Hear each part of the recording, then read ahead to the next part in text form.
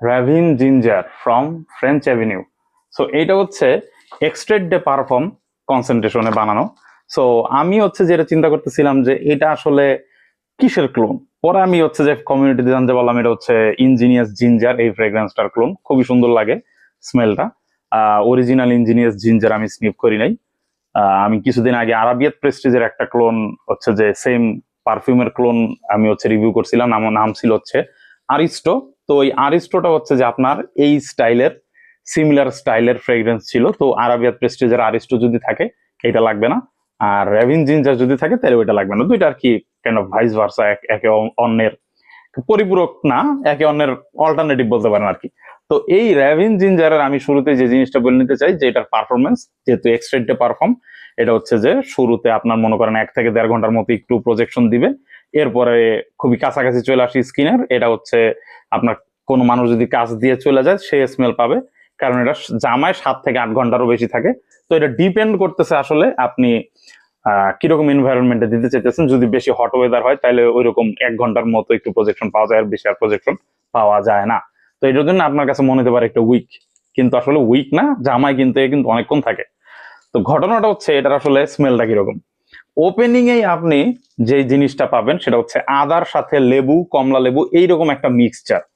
ও কিছুটা কিছুটা মাঝে মধ্যে মনে হয় যে অরেঞ্জ ট্যাং আছে না, সেই ট্যাং এর যে ফ্লেভারটা ওইরকম একটা ফ্লেভার মাঝে মধ্যে লাগে। কিন্তু মেনলি এটা হচ্ছে লেবু, আদা, কিংবা মনে করেন যে কমলা, এইগুলার একটা মিক্সচারের একটা ওপেনিং। ওপেনিংটা বেশ ভাইব্রেন্ট, বেশ মনে করেন যে লাউড একটা টাইপের ওপেনিং, খুব সুন্দর লাগে। বেশ মনে করেন যে মানে অনেকক্ষণ ধরেই এই ওপেনিংটা ভাইব্রেন্সিটা টিকে থাকে, মনে করেন 15-20 মিনিট এইরকম একটা ভাইব্রেন্ট ওপেনিং থাকে।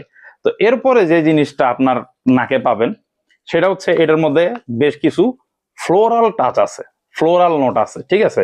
এবং কোন ফ্লোরাল নোট আলাদা করে নাকে লাগে না, আমার কাছে সবগুলো কাইন্ড অফ একটা মানে অনেক কয়েকটা ফুলের ব্লেন্ডিং হিসাবে চলে আসে।